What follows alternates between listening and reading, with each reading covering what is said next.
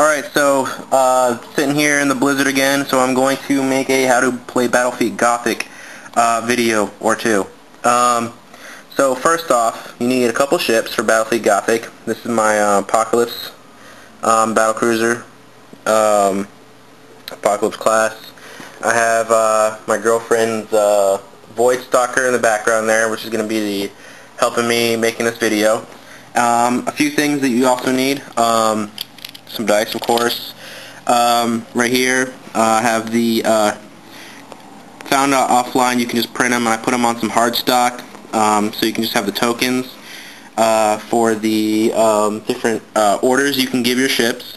Blast markers. I don't have my torpedo markers because I don't have anything that's going to be firing torpedoes in this, but I'll probably just show you some stuff later.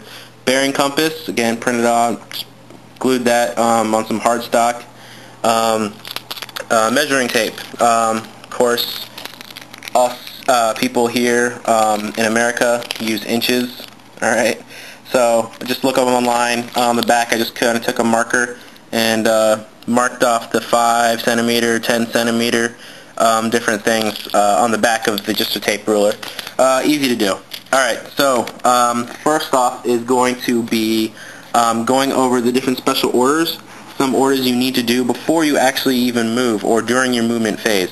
So that'll be the next part. Okay, something I also failed to go over, besides your fleet roster, I just print these out. Are pretty easy to print out. I put them in these clear sheets, so you can use dry erase markers to mark off damage and stuff like that.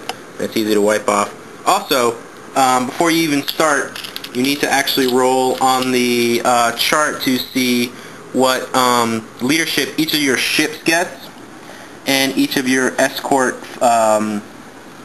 ships get as well. You can do like squadrons, and those don't require each ship to do it, but just the squadron to have a, I guess, a captain to guide them around.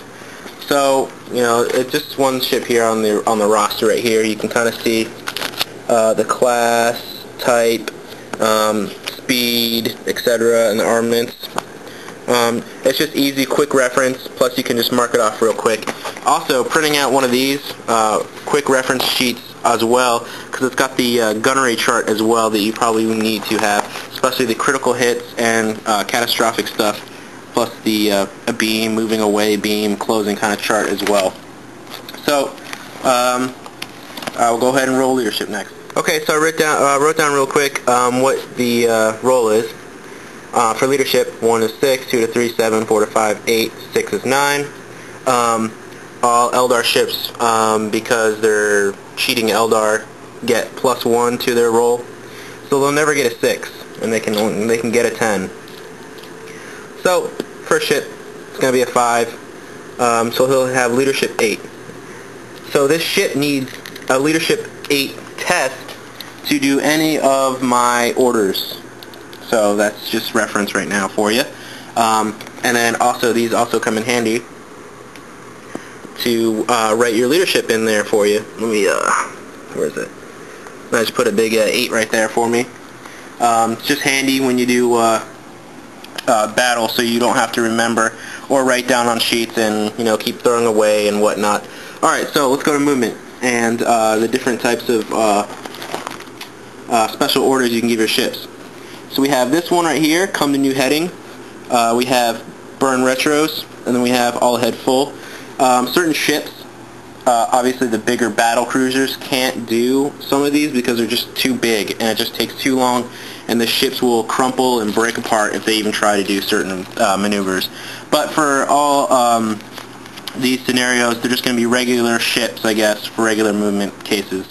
So, most ships have to, for the Imperium, have to actually move a certain distance before actually turning, because again, these ships are almost like very ancient, what do you want to call them, the same like British ships where they had the cannons on the sides, like men of wars. Well, you have here the Eldar, which usually have a lot of the guns and stuff like on the prow and the keel and whatnot.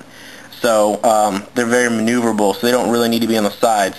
but you come here and you get broadsided by one of these puppies, you're going to take a full rack right here and it's going to hurt real bad.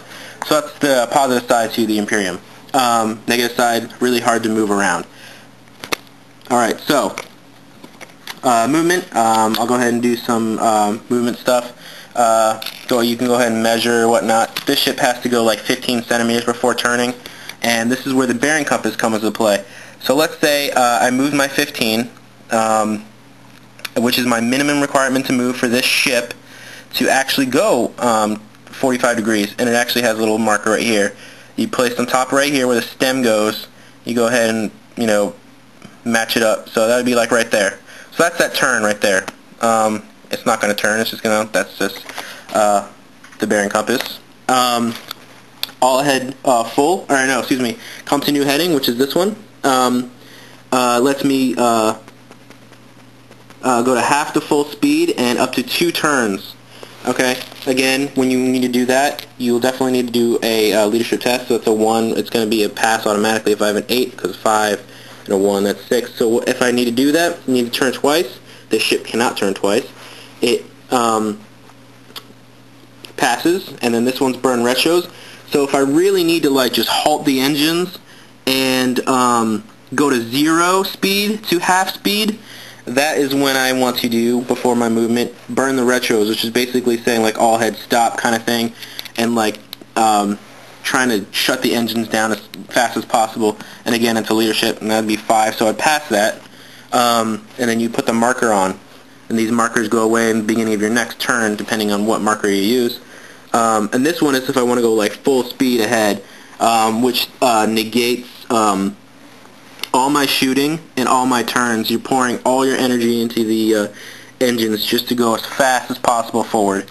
It's good for getaways and later movements. So again, that'd be another leadership test. I'm rolling pretty awesome for leadership, which is not good because the shooting is going to be almost opposite probably. So that's all the movement ones. So after you move, there are stipulations for your ship to have to move a certain distance to turn. Smaller ships can turn a little faster and a little easier, the escort ships. And Eldar, on the other hand, have different movement. As you can see, I have my the halogen light over here with the big bright light you can see coming on the mat. That's going to be my sun. As you can see, the shadow. This is sunward edge. You need to find a sunward edge for Eldar before you can actually start doing things.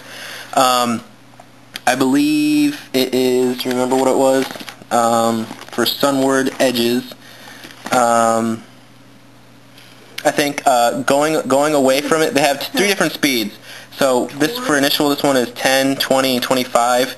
On the side is as fast as you can go, because think about the sails. These cells are what fuel these ships. And Eldar have different rules. They actually can turn anywhere on the spot on the beginning of their turn. Again, after you want to do one of these special rules, if you want to. So they don't really need a bearing compass. They just kind of willy-nilly cheat and, you know, warp around them, I guess. And so they start at the beginning of the turn. You have that idea to be able to move your ship towards the sun. So the sun's coming this way. As you can see from the shadow, it's casting a shadow. So if I go this way, if I want to start my turn, go, okay, I want to stay that way. Boom, I'm moving 25 centimeters up. If I want to turn, like let's say this guy's coming at me, and I want to try to flee, I'm going to be going 20. 10. No, 10. 10 is forward, 20 is behind. Yeah, 20 is behind, so sunward edge is behind me, so I'm going to be moving 20.